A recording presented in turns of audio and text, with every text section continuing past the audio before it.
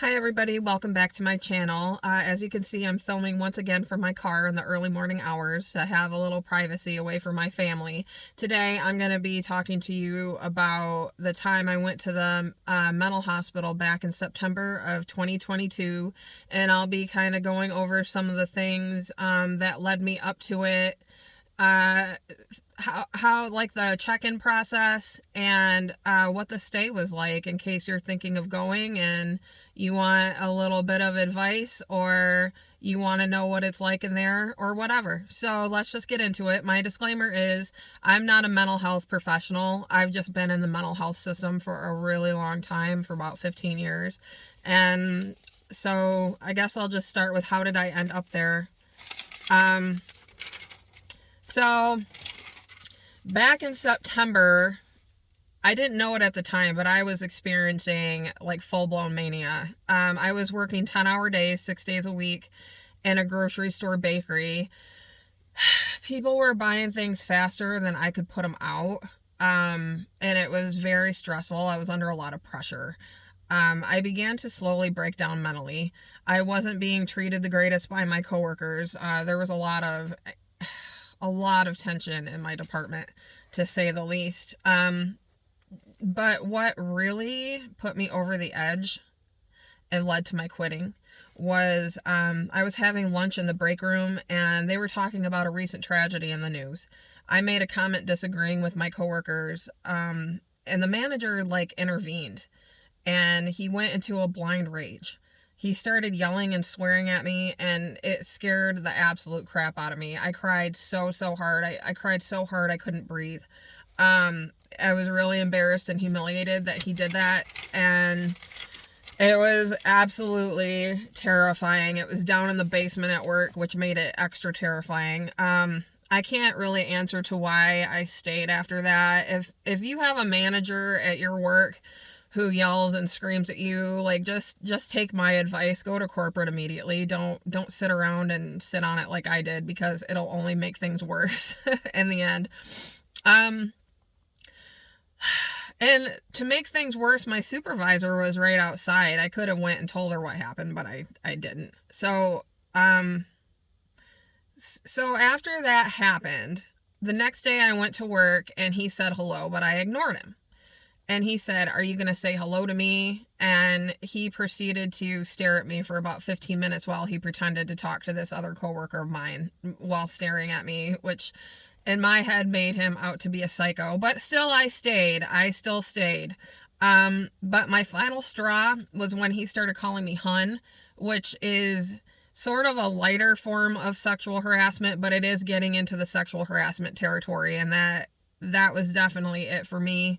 I started throwing up every morning before work, and that's when my psychosis kicked in. He triggered my psychosis. What a bastard, huh? So what is psychosis? According to NIH.gov, psychosis refers to a collection of symptoms that affect the mind where there has been some loss of contact with reality. During an episode of psychosis, a person's thoughts and perceptions are disrupted, and they may have difficulty recognizing what is real and what is not. So that happened to me. I started seeing creepy crawlies. I'd see these people walking towards me and they would disappear. I saw demons. If you've watched any of my other videos, if you're new to this channel, watch some of my other videos about how I've seen demons. Mr. Ames in particular manifested himself into a being that would stand behind me and stare at me, and he was always there. And I also heard music playing in my head, which is, it's not like getting a song stuck in your head. It's actually very loud. It's very loud music that won't stop, and it just goes on repeat. And I heard the song My Friend Jack by Boney M, which is actually a really good song. But that's called an auditory hallucination. You can also experience phobias. So I had a phobia of cars, and I was afraid of walking through a parking lot at Walmart. I thought people were going to run me over, and I thought people in the store were going to hurt me. And that's actually really scary. That's why you should definitely tell your doctor right away if that's happening. I couldn't even drive myself anymore because I thought all the cars were going to crash into me, and it was It was almost like a really intense sort of claustrophobia. And then I started seeing two worlds.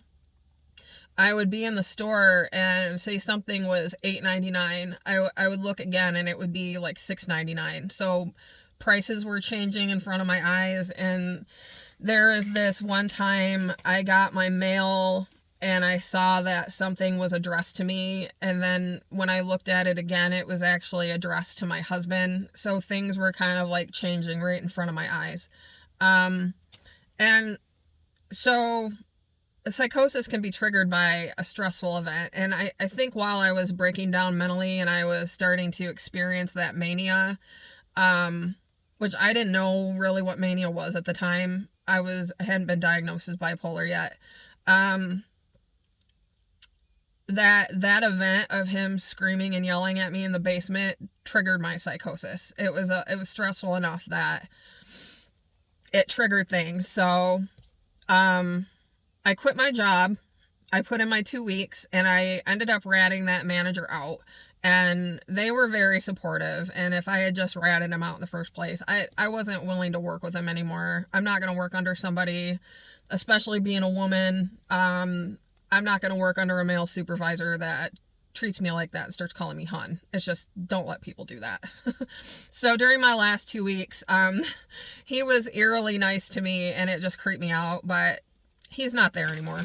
But my friend gave me a job at Wendy's, which I'm going to do a video on, because my time at Wendy's was just bizarre. Like, everybody there was so nice.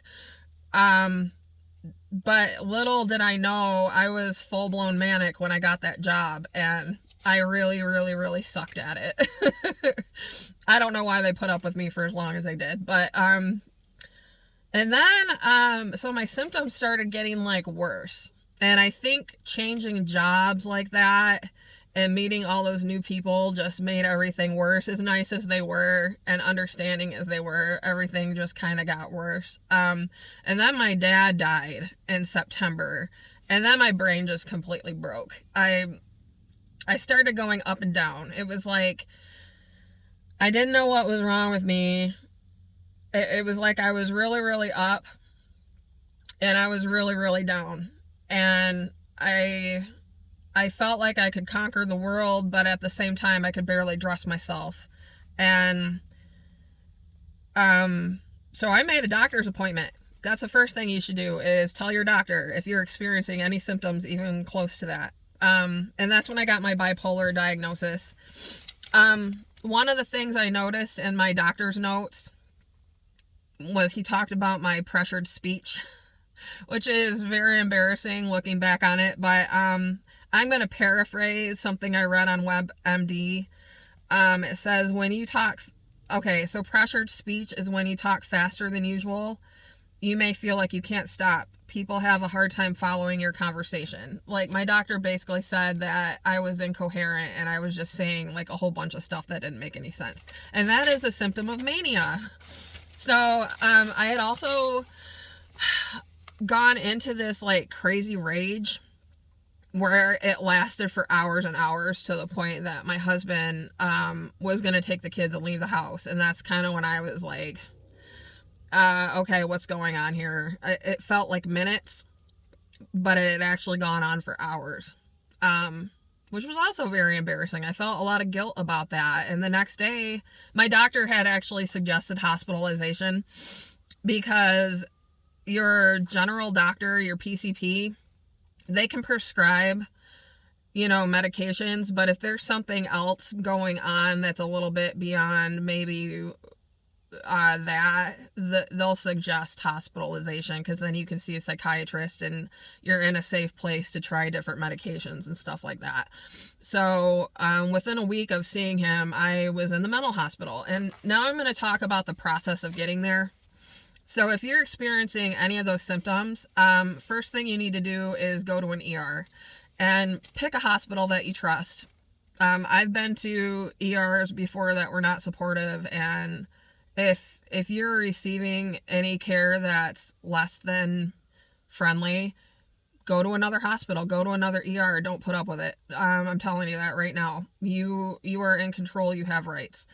So if you are in the West Michigan area, I actually recommend Metro in Wyoming. I had a very good experience there. They were very caring. So what you do when you get there is you talk to the guard and you say, I'm having a mental health crisis and I need to be evaluated. And the first thing he said to me was, well, you came to the right place. And that was very comforting to me.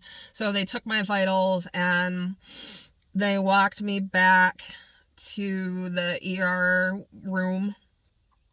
They confiscated my belongings. I had to take my clothes off and put on a gown.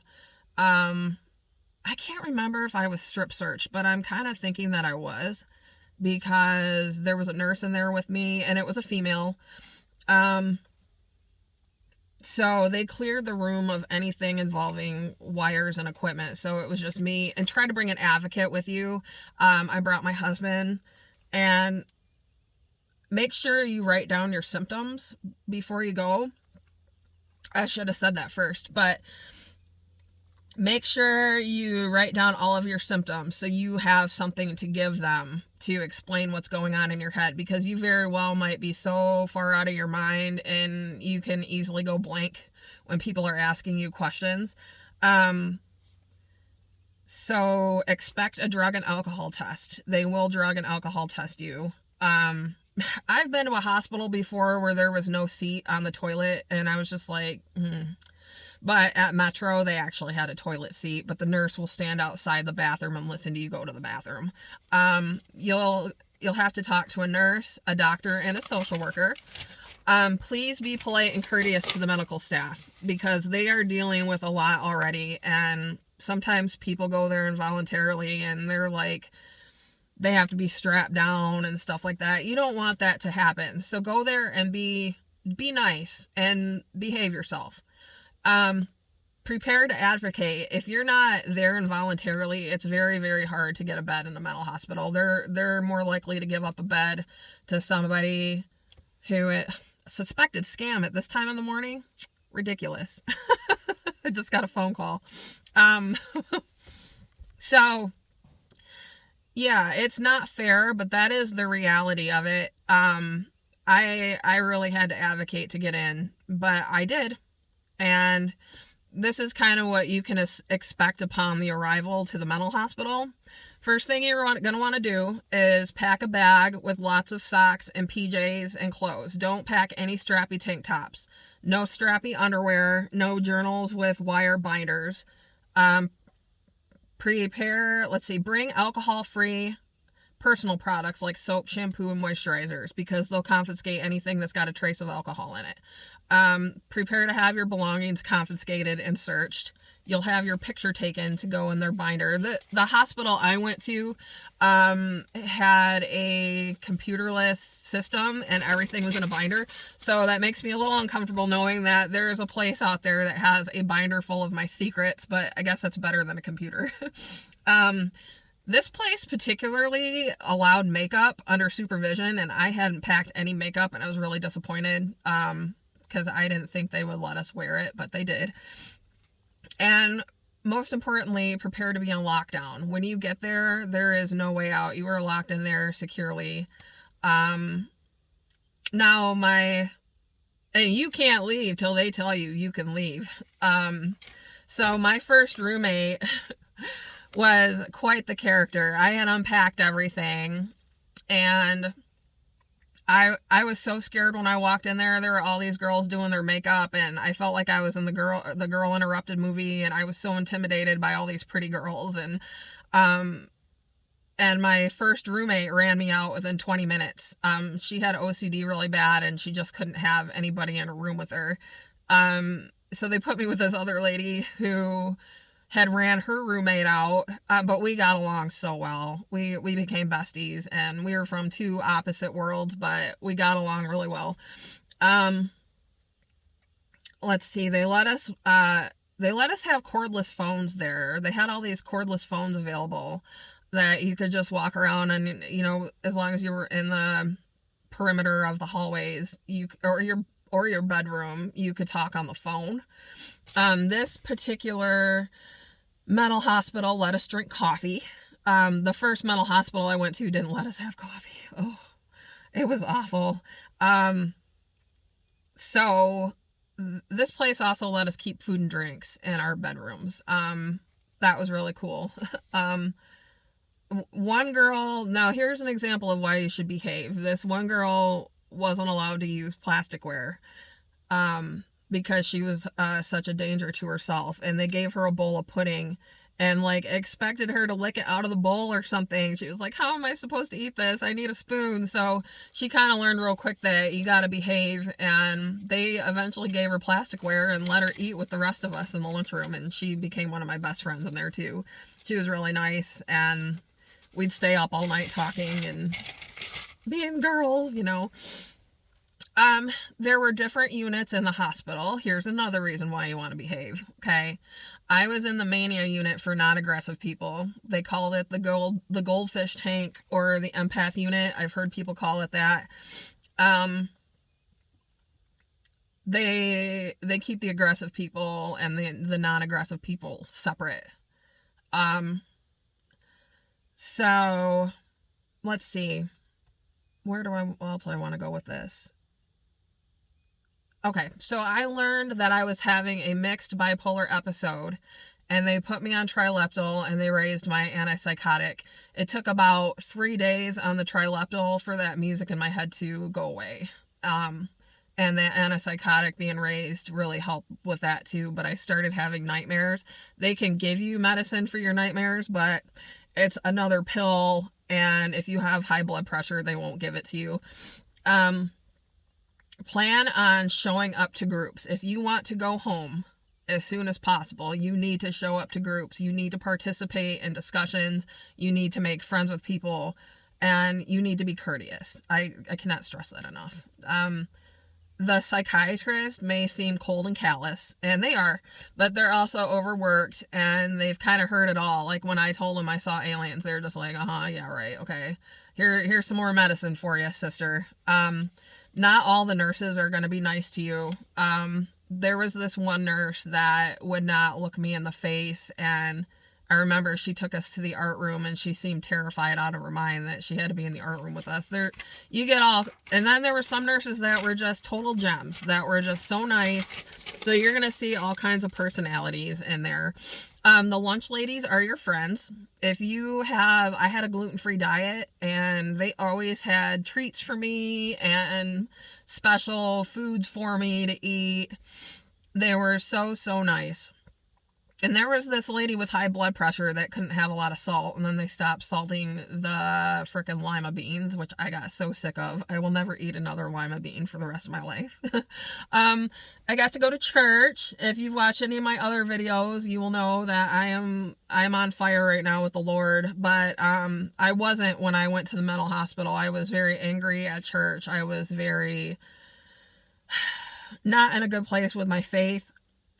But the pastor there, he did a normal sermon, and he talked about John 8:7, and I'm saying this verse wrong, and I don't have my Bible in front of me, but it's the one where it's let he without sin cast the first stone. That's where that comes from. And he started preaching, and he talked about Parkinson's disease. That got mixed into the conversation somewhere, and my dad had just died from that like a week before. So it really meant a lot, and it kind of planted the seed for me to go back to church. He talked to me a lot, and a lot of times if you want to talk to clergy, they'll arrange for you to be able to do that. That's been at both hospitals I've been at. So I did a partial outpatient program when I did get out. They will milk your insurance the most they can. But when I got out of the mental hospital, I wasn't quite ready. My insurance ran out, and I wasn't ready to go back into society yet, and they had me do a partial outpatient program from my home on my phone. But I'll do a separate video about that because this is getting kind of long. But the first thing I ate when I got out after 8 days was Wendy's chili, and it was delicious. And then I went out for Chinese food later that night, and I really learned a lot being in there. I got to see a psychiatrist for about a week afterwards, and she's the one that really understood and took the time to understand what I was going through, and she increased my meds. And I because I told her, I was like, I was so excited to get out, but I went to Walmart and it was just like it happened all over again. Like I felt like people were coming at me and I felt like people were going to run me over, and I just wasn't well. And she kept increasing my meds and it got easier and easier over time. And I'm in therapy now. I have a lot of criticisms of therapy. The one good thing is that it's so expensive. It's helping us meet our medical deductible or insurance deductible. After that, everything gets really cheap. Yay, insurance in the United States. So that's all I really had for you today. If you have any questions or have anything else you want me to talk about, just let me know in the comments. I've been in the system for a long time, and I've got other things to talk about, like the time I did a dual diagnosis program like 15 years ago, and my partial outpatient program this time was pretty interesting stuff. So with that, I will leave you. I gotta go to work. I'm looking forward to a nice day, and I guess I'll talk to you later. Bye.